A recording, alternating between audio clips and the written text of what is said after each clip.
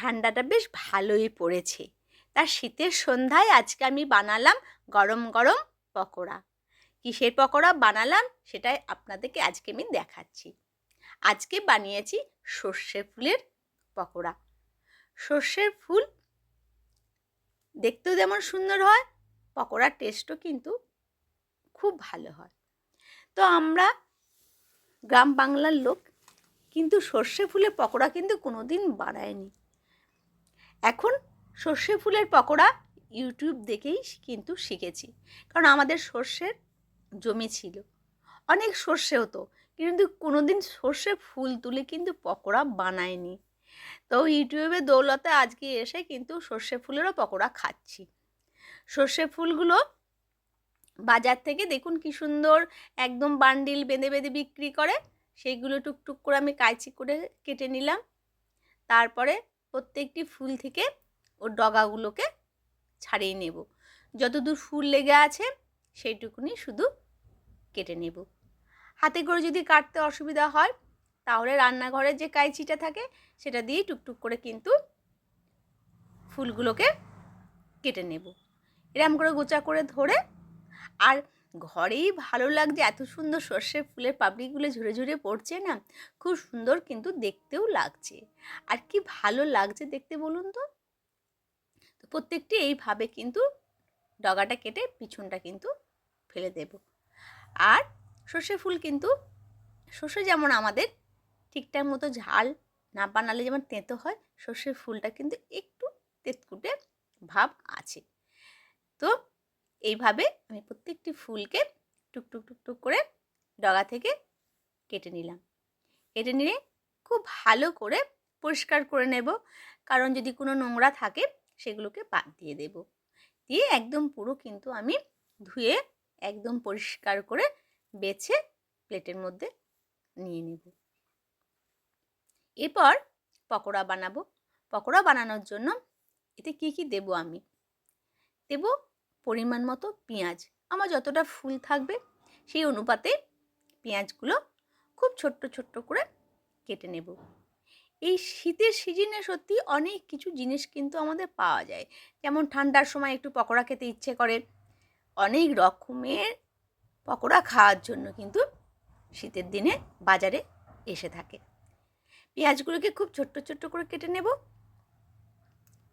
শীতের সন্ধ্যায় সত্যি কিছু না কিছু পকোড়া চায়ের সাথে হলে সন্ধ্যেটা কিন্তু একদমই জমে যায়, আর সে যেই পকোড়া হয়ে থাকে।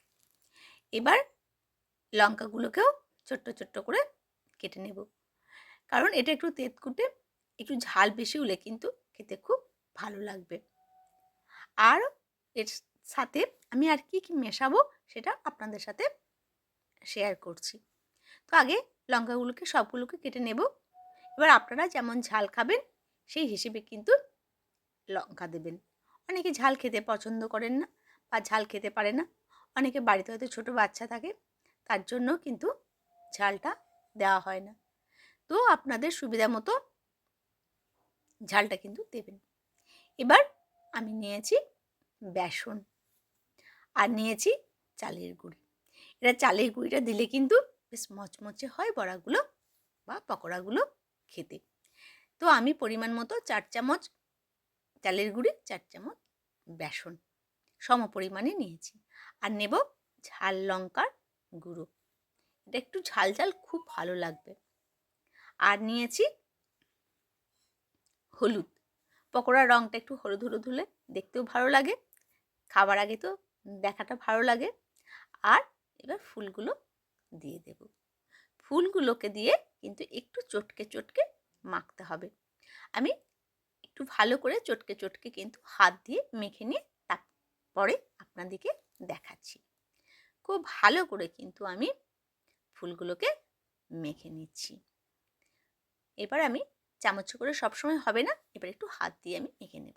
আর যদি জলের পরিমাণ লাগে তাহলে সামান্য পরিমাণে একটু জল দিয়ে দেবেন। এই যে নুন দিয়েছি, নুন দেওয়াতে কী হবে, ফুলগুলো একটু কিন্তু নরম হয়ে যাবে, তখন কিন্তু জলটা নাও লাগতে পারে। যদি লাগে অল্প পরিমাণে অবশ্যই জল দেবেন। এবার আমি মাখিয়ে নিয়েছি, এবার দিয়ে দেব কাঁচা লঙ্কা কুচি আর পেঁয়াজ কুচি। খুব ভালো করে কাঁচা লঙ্কা আর পেঁয়াজ মাখিয়ে নেব, কারণ এটা আপনারা নিরামিষও করতে পারেন যারা পেঁয়াজ খান না, কিন্তু পেঁয়াজ দিয়ে করলে কিন্তু খুব টেস্টি হয়। তো পেঁয়াজটা আমি খুব ভালো করে মেখে নিয়ে ফিরে আসছি। আমার পেঁয়াজ দিয়ে ভালো করে মাখা হয়ে গেছে। এটা আরও টেস্টি করার জন্য আমি দিয়ে দেবো ওপর থেকে পোস্ত দানা। পোস্ত দিলে পরে কিন্তু পকোড়াগুলো আরও টেস্টি হবে। এবার কড়াই ধরিয়ে দেব। কড়াইয়ের মধ্যে দেব আমি সর্ষের তেল হোক, সাদা তেল হোক, যাতে আপনারা এটা খান সেই তেল দিলেই হবে। এবার এইভাবে একটু চ্যাপটা চ্যাপটা করে কিন্তু আমি পকোড়া বা বড়া আমি কিন্তু ভেজে নেব। তেলটা গরম হয়ে গেছে, এবার একে একে আমি কড়াইয়ের মধ্যে দিয়ে দেব। আর যখন এক পিঠ হয়ে যাবে তারপরে এগুলোকে আমি উল্টে পাল্টে ভেজে নেব। বেশ কড়া করে ভাজবো, তাহলে কিন্তু খেতে খুব ভালো লাগবে। ব্যাস এইভাবে প্রত্যেকটি বড়া কিন্তু আমি উল্টে পাল্টে ভেজে নেব। তারপরে চা বানিয়ে চায়ের সাথে পরিবেশন করে দেব। সত্যি ভীষণ কিন্তু ভালো লাগে। আমি তো বানাতে বানাতেই আমার ভীষণ খেতে ইচ্ছে করছিল, কিন্তু সবাইকে দিয়ে তারপরে আমি খেয়ে দেখেছি, ভীষণ টেস্টি খেতে হয়। অবশ্যই আপনারা সন্ধেবেলায় চায়ের সাথে সস দিয়ে হোক, চায়ের সাথে হোক খাবেন, ভীষণ ভালো লাগবে। যারা খেয়ে থাকেন তাদের তো ভালোই লাগে, যারা খাননি অবশ্যই একবার বানিয়ে খাবেন, দেখবেন ভীষণ ভালো লাগবে। ভালো থাকবেন, সুস্থ থাকবেন, দেখা হবে আবার নতুন কোনো ভিডিওতে।